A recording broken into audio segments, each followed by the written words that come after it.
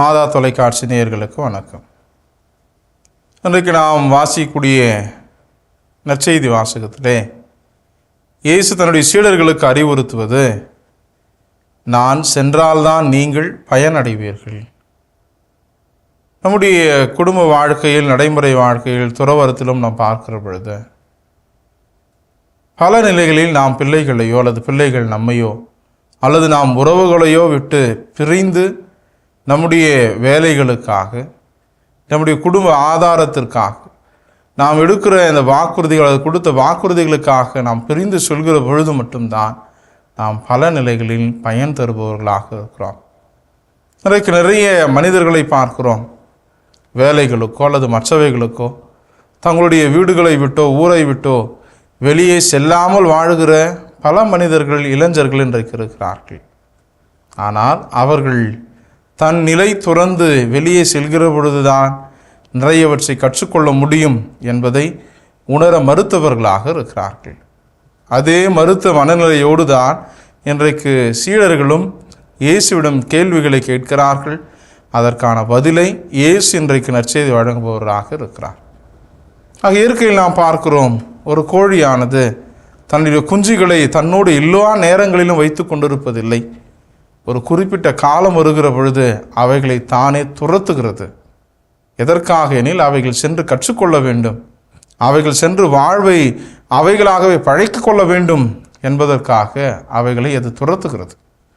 அதே போல் இயேசு தன்னுடைய சீடர்களுக்கு சொல்கிறார், நான் உங்களை விட்டு சென்றால் மட்டும்தான் நீங்கள் பயனடைவீர்கள்.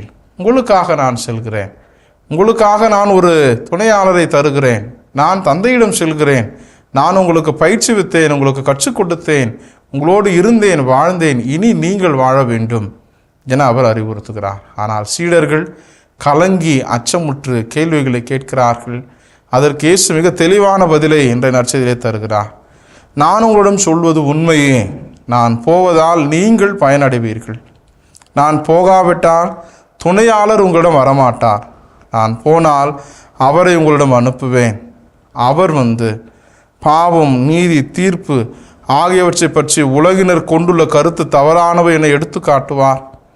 பாவம் பற்றிய அவர்கள் கருத்து தவறானது, ஏனெனில் என்னிடம் அவர்கள் நம்பிக்கை கொள்ளவில்லை. நீதி பற்றிய அவர்கள் கருத்து தவறானது, ஏனெனில் நான் தந்தையிடம் செல்கிறேன், நீங்களும் இனி என்னை காண மாட்டீர்கள். தீர்ப்பு பற்றிய அவர்களது கருத்து தவறானது, ஏனெனில் இவ்வுலகின் தலைவன் தண்டனை பெற்று விட்டார் என அவர்களுக்கு நீதி, பாவம், தீர்ப்பு இவற்றிற்கான பதிலை தருகிறார். ஆக ஒரு நூலுடைய ஆசிரியர் நமக்கு கற்றுத்தருகிறார், மனிதனுடைய மனநிலையும் தேக்கு மரமும் ஒன்று என கற்றுத்தருகிறார். எப்படி இந்த தேக்கு வளர வளரதான் நிறைய பலனை தருகிறதோ, நீண்ட நாட்கள் வாழ்கிற பொழுது அவனுடைய பலன் விலையேற பெறுகிறதோ, அதே போல ஒரு மனிதன் இயல்பாகவே பல வருடங்கள் ஆகிற பொழுதுதான் அவன் பலனுள்ள பயனுள்ள மனிதனாக மாறுகிறான். ஏனெனில் அவன் சிந்தித்து சிந்தித்து முடிவெடுக்கிற பொழுதுதான் அந்த முடிவுகள் சிந்தனையினுடைய உச்சமாகவும் நல்ல பயன் தரக்கூடிய சிந்தனையாகவும் காட்சியளிக்கிறது என்று அவன் அறிவுறுத்துகிறான். இன்றைக்கு நாம் நிறைய கொலைகளை, கற்பழிப்புகளை, நிறைய கொள்ளைகளை நாம் பார்க்கிறோம். ஏன் பார்க்கிற பொழுது மனிதர்களாகிய நம்மில் பல பேர் இன்றைக்கு சிந்திப்பதில்லை.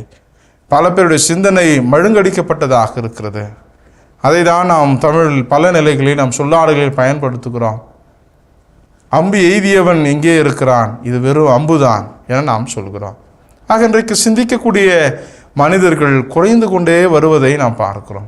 அறிவியல் வளர்ச்சி ஒருபுறமாக இருந்தாலும் நடைமுறை வாழ்க்கையில் சிந்தனைகளை அல்லது வருகிற செய்திகளை எது உண்மை என எது பொய்மை என சீர்தூக்கி பார்க்கிற மனிதர்கள் குறைந்து கொண்டே இருக்கிறார்கள் என்று தான் சொல்ல வேண்டும். அதே போலத்தான் இயேசுடைய சீடர்களும் இயேசு தங்களை விட்டு பிரிய போகிறார், பிரிந்து செல்ல போகிறார் என்கிற செய்தினால் கலக்கமுற்று சிந்தனையில் மழுங்கியவர்களாக இயேசுவை திரும்ப திரும்ப பல கேள்விகள் கேட்பதாக நாம் பார்க்கிறோம்.